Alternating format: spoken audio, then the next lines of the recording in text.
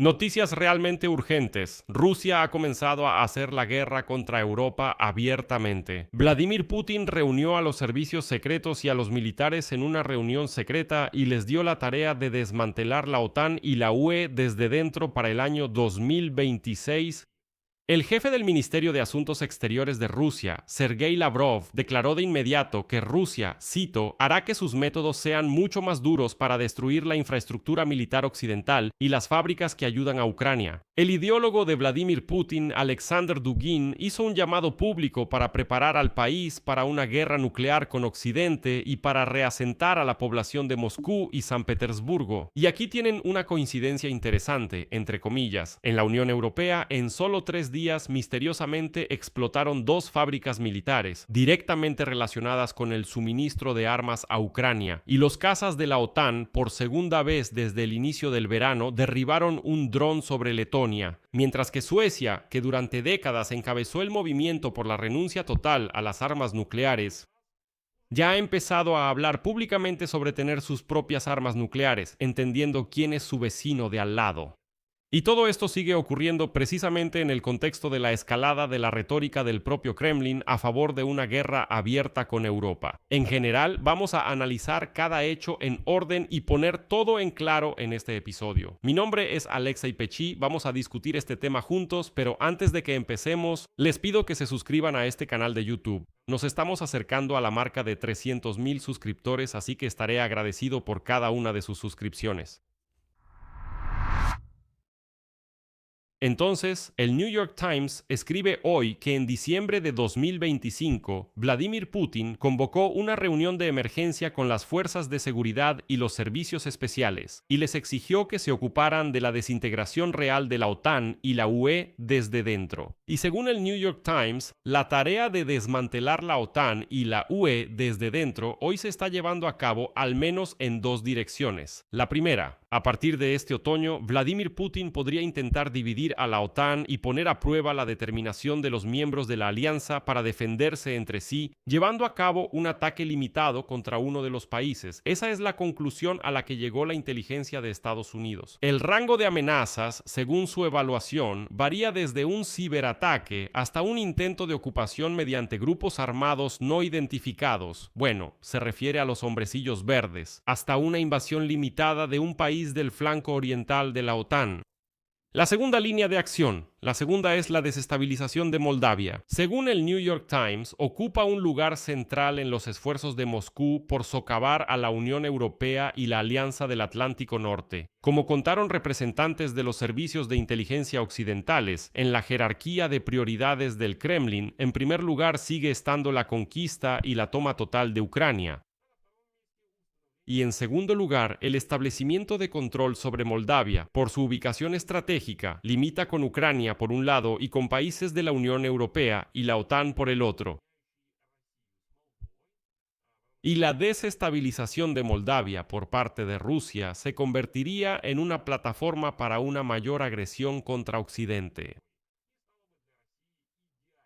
Y ya hay ejemplos concretos de la desestabilización de Moldavia. En marzo, un ataque contra Ucrania. Un ataque contra una central hidroeléctrica ucraniana cerca de la frontera con Moldavia provocó la contaminación del suministro de agua en una amplia zona de ambos países.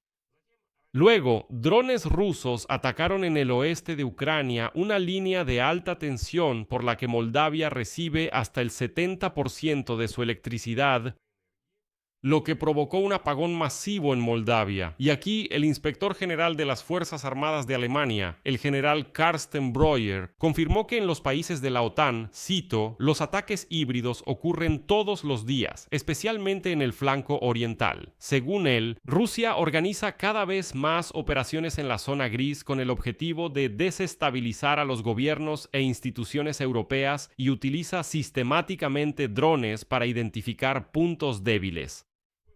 Según él, a pesar de la guerra en curso en Ucrania, Rusia ya está reorientando su economía y sus fuerzas armadas, preparándose para un conflicto de mayor escala con Occidente. También es revelador el detalle de cómo esto funciona en la práctica.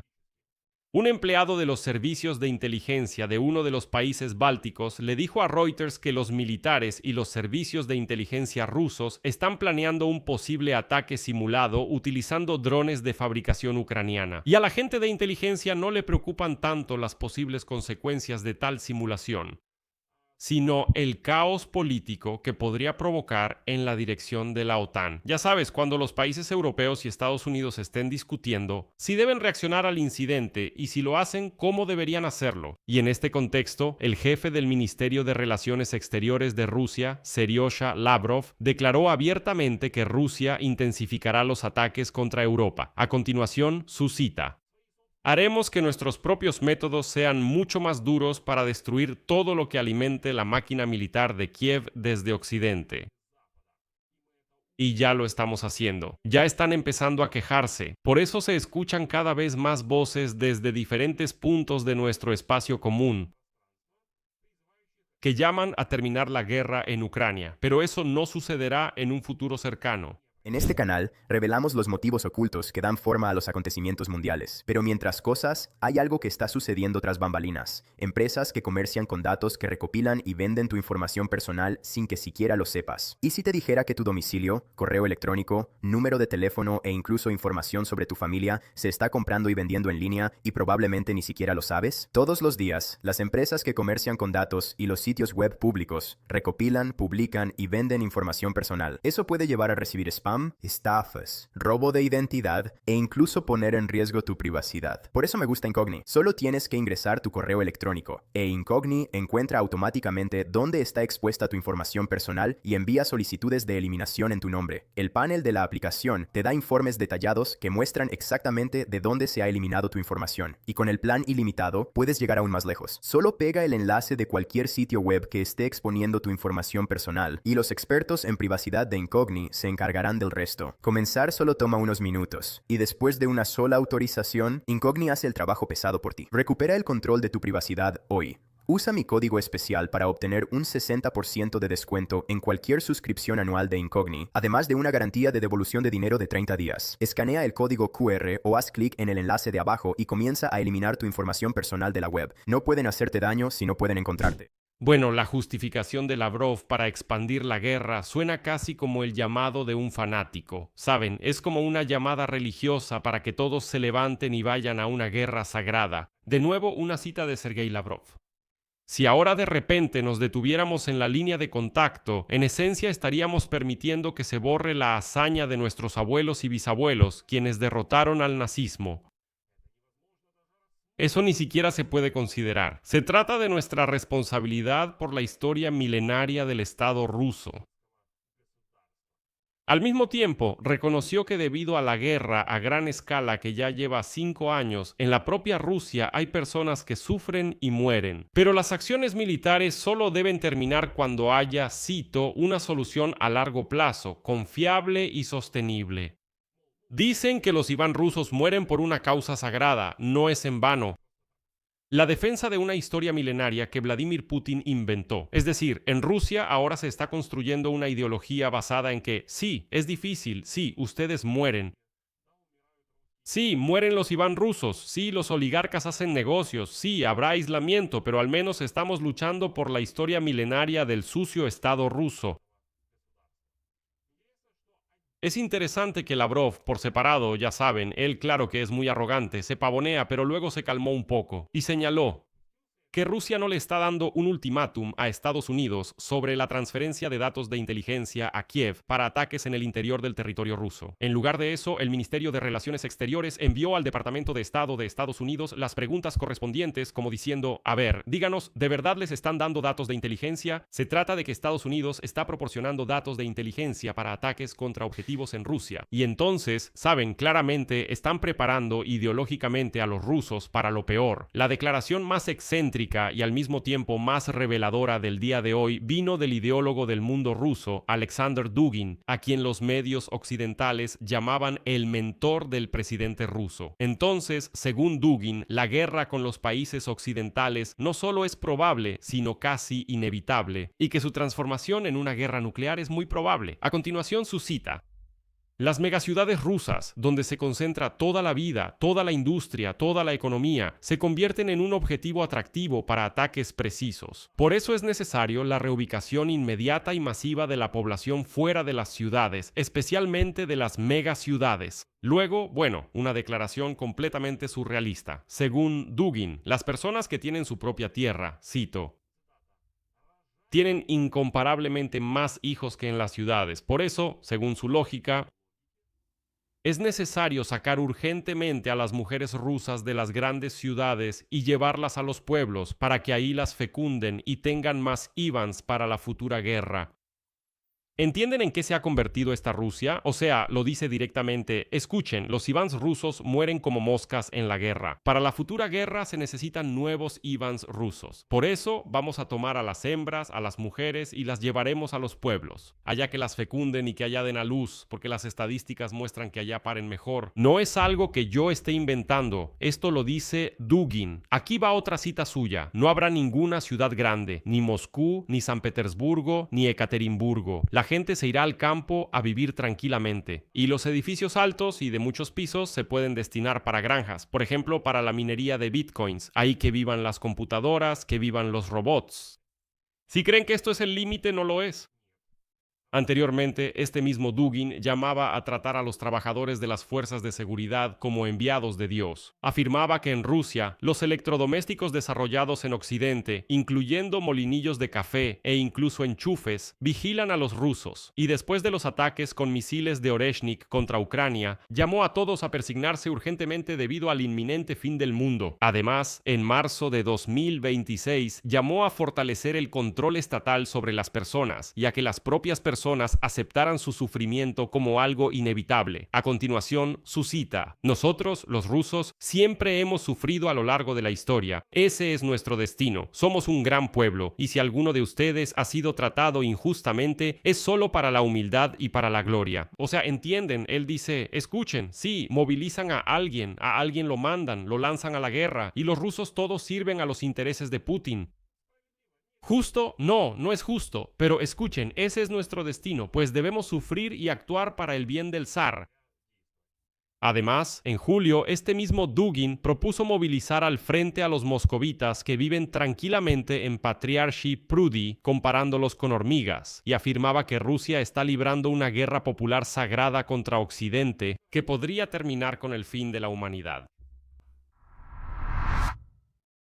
Pero por ahora, como pueden entender, esto es solo retórica. Pero lo más aterrador está en otra cosa. Ya están ocurriendo en la realidad las consecuencias de esta ideología salvaje. En medio de las amenazas de Sergei Lavrov, en Europa explotaron 2 fábricas militares relacionadas con Ucrania. En particular, en Italia ocurrió una explosión en la fábrica KNDS Ammo Italy. Esta empresa pertenece al holding de defensa franco-alemán KNDS, que suministra a Ucrania cientos de sistemas de combate, incluyendo los tanques Leopard 1, Leopard 2 y obuses autopropulsados César, Panzerhaubitze 2000 vehículos blindados AMX-10 RC, cañones antiaéreos Gepard y así sucesivamente. La fábrica cerca de Roma, en particular, produce municiones de calibre medio y grande para las fuerzas terrestres y navales. Y según la agencia italiana ANSA, la explosión ocurrió en el taller de prensado de pólvora y la causa de la explosión aún no ha sido determinada.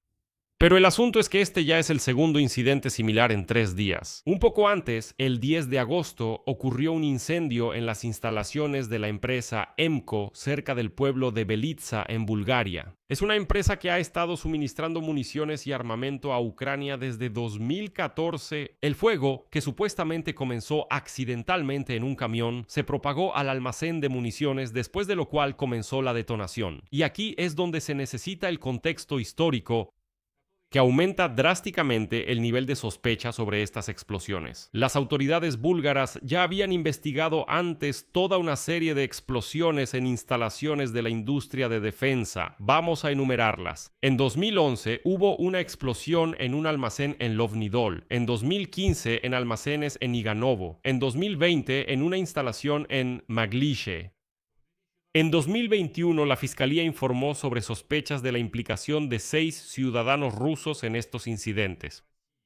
También se investigaron dos explosiones anteriores en los almacenes de Emeco, cerca de Karnovat, ya después del inicio de la guerra a gran escala. Esto fue el 31 de julio de 2022 y el 25 de junio de 2023, es decir, Rusia organiza sistemáticamente sabotajes con explosiones precisamente en aquellas fábricas que suministran armas y municiones a Ucrania. Esto encaja completamente en la estrategia que Putin les ha trazado a sus agentes de inteligencia, que es desestabilizar a la OTAN y la UE desde dentro e intentar desmoronarlas internamente.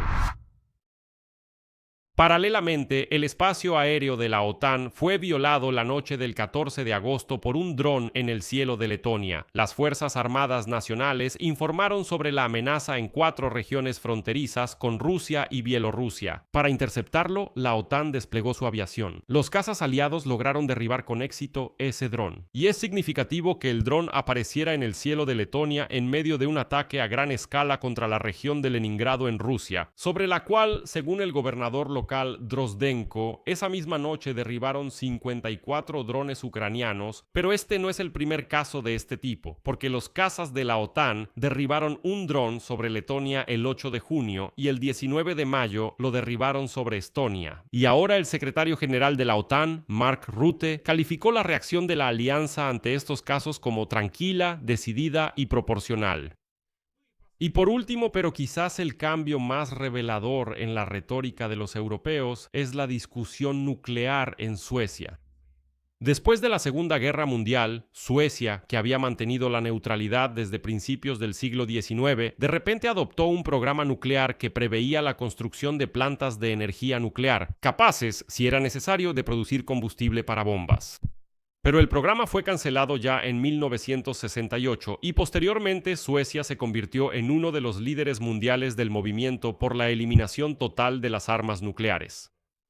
Pero después de la invasión rusa a Ucrania en 2022 y las constantes amenazas nucleares por parte de Moscú, todo cambió, y Suecia no solo se unió a la OTAN en 2024 renunciando a esa neutralidad, sino que ahora los políticos también discuten la posibilidad de una protección nuclear contra la agresión rusa.